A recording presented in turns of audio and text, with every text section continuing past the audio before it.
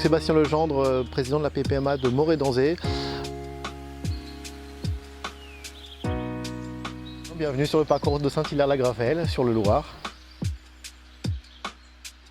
Nous avons décidé d'implanter une haie, donc 1200 arbustes et 20 arbres, afin de favoriser la biodiversité sur le site et limiter les intrants du champ voisin sur le Loir. Projet qui a été fait en collaboration avec l'association de pêche régionale, et donc nous avons fait une levée de fonds pour permettre justement la faisabilité de ce projet. Donc dans un premier temps, nous avons retourné la terre, donc nous avons fait appel à un agriculteur local qui a préparé la terre de façon à l'aérer.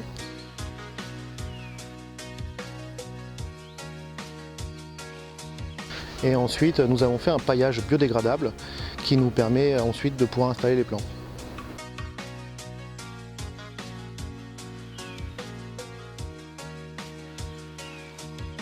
Nathalie Dikelou, technicienne à la Fédération des chasseurs de Loir-et-Cher. On va couper un petit peu les racines de façon à ce qu'il puisse repartir quand il va être dans son nouvel endroit. Et avant ça, on va les praliner, on va les mettre dans un petit mélange de terre, de fumier et d'eau.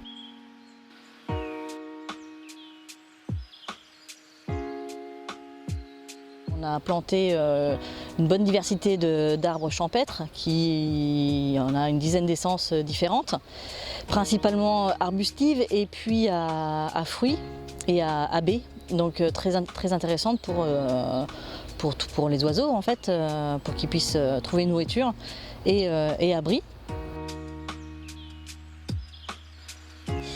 Et si on parle de cette haie qui est plantée aujourd'hui, elle va principalement avoir pour but effectivement la biodiversité, mais aussi servir de lien entre trame verte et trame bleue. Elle va servir en fait de zone un petit peu tampon, de filtrant.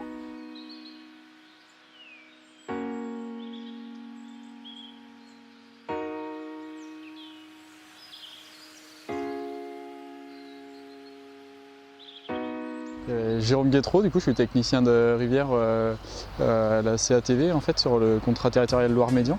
On est une structure GEMAPI qui exerce la compétence GEMAPI, donc gestion de l'eau, des milieux aquatiques et prévention des inondations. Au niveau de la qualité de l'eau, la haie en fait, avoir un rôle de filtre.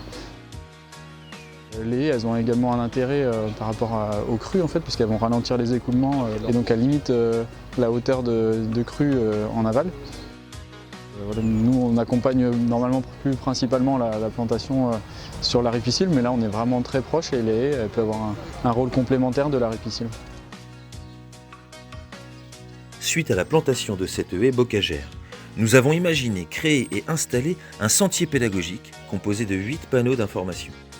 L'idée est d'informer sur l'intérêt de ce projet, sa lutte contre les changements climatiques, les liens avec le cycle de l'eau et découvrir la faune et la flore locales, les poissons, ainsi que l'activité de pêche de loisirs.